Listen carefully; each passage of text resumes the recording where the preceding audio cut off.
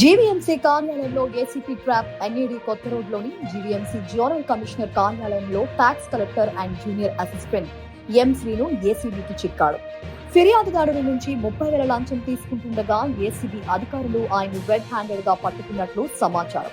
ACP అదనపు SP Harshita, DSP Ramanamurthy ఆధ్వర్యంలో నిర్వహించిన ట్రాప్ ఆపరేషన్ లో ఈ పట్టుదల జరిగింది.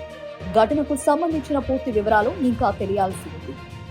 Anti corruption bureau additional SP నండి, Ramanamurthy DSP from anti corruption bureau. So మా ఆధ్వర్యంలో ఈరోజు ఈ zonal commissioner office NID junction దగ్గర ఉన్నటువంటి ఆఫీస్లో శ్రీను అన్నటువంటి ట్యాక్స్ కలెక్టర్, ఆయన ఇదే జీవీఎంసీలో హెల్త్ డిపార్ట్మెంట్లో వర్క్ చేస్తున్నటువంటి ఒక వర్కర్ రీసెంట్గా చనిపోతే వాళ్ళ వైఫ్ పెన్షన్ తర్వాత అదర్ రిలేటెడ్ అమౌంట్స్ ఏవైతే రావాలో ఆ ఫైల్ ప్రాసెస్ చేయడానికి కోసం ఆల్రెడీ పెన్షన్ ఫైల్ ప్రాసెస్ చేశారు. దానివల్ల 11 lakhs అమౌంట్ వాళ్ళకు పడ్డాయి. ఈ ఈఎల్స్ తాలూకా అమౌంట్ పెట్టడానికని చెప్పి ఆ ఫైల్ పెట్టకుండా అలా పెండింగ్ పెట్టుకున్నారు.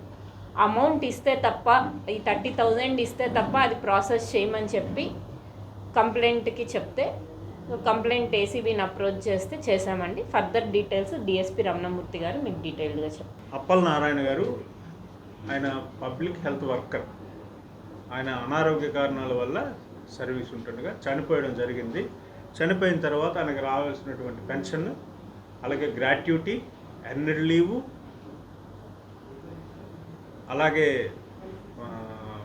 గ్రూప్ ఇన్సూరెన్సు మొదలైనటువంటి ఎమాల్యుమెంట్స్ అన్నీ కూడా ఈ జోనల్ ఆఫీస్ ఏదైతే ఉందో వెస్ట్ జోను, ఈ జోనల్ ఆఫీస్ నుంచి కాగితాలు ఫార్వర్డ్ చేయాల్సింది ఉంది జీవీఎంసీ మెయిన్ ఆఫీస్కి, తద్వారా ట్రెజరీకి.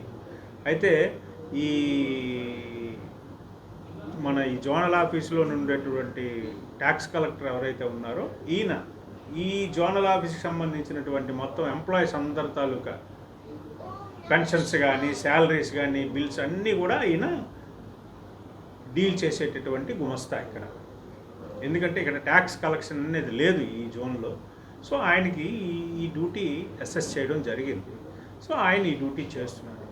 ఈ డ్యూటీ చేసే క్రమంలో పెన్షన్ అయితే ఏదైతే ఉందో అది శాంక్షన్ చేసిన పిదప ఇతనికి రావాల్సినటువంటి ఎర్నడ్ లీవ్, అంటే ప్రతి గవర్నమెంట్ ఉద్యోగికి 300 రోజులు ఎర్నడ్ లీవ్, అంటే సుమారు 10 నెలల జీతం, చనిపోయే టైంకి ఎంత జీతము తీసుకుంటున్నాడో ఆ ప్రభుత్వ ఉద్యోగికి రిటైర్ అయిన తర్వాత లేదా చనిపోయిన తర్వాత ఆ 300 రోజులు క్రెడిట్లో ఉంటే ఆ 300 రోజులకు సంబంధించినటువంటి 10 నెలల జీతం వారి తాలూకా, చనిపోతే వారి భార్యకి, లేకపోతే బతికుంటే ఆ కన్సర్న్డ్ ఎంప్లాయ్ ఎవరైతే ఉన్నారో వారి అకౌంట్లో ఆ బిల్లు పడు.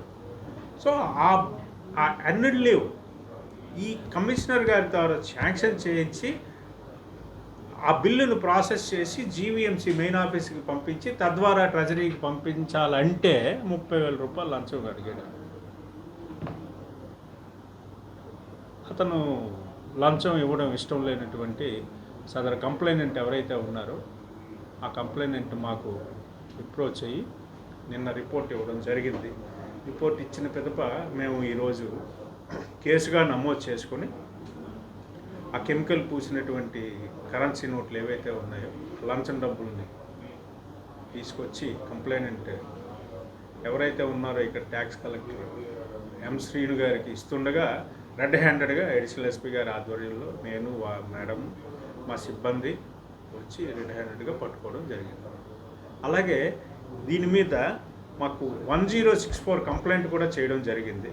1064 కంప్లైంట్ దాని మీద కూడా మేము వెరిఫై చేసుకున్నాము. వెరిఫై చేసుకొని కంప్లైంట్ని పిలిపించుకొని మేము కంప్లైంట్ తీసుకొని ఈ కేసుని వర్కౌట్ చేయడం జరిగింది. అలాగే ఏ ప్రభుత్వ ఉద్యోగికి కూడా లంచం ఇవ్వాల్సినటువంటి అవసరం లేదు.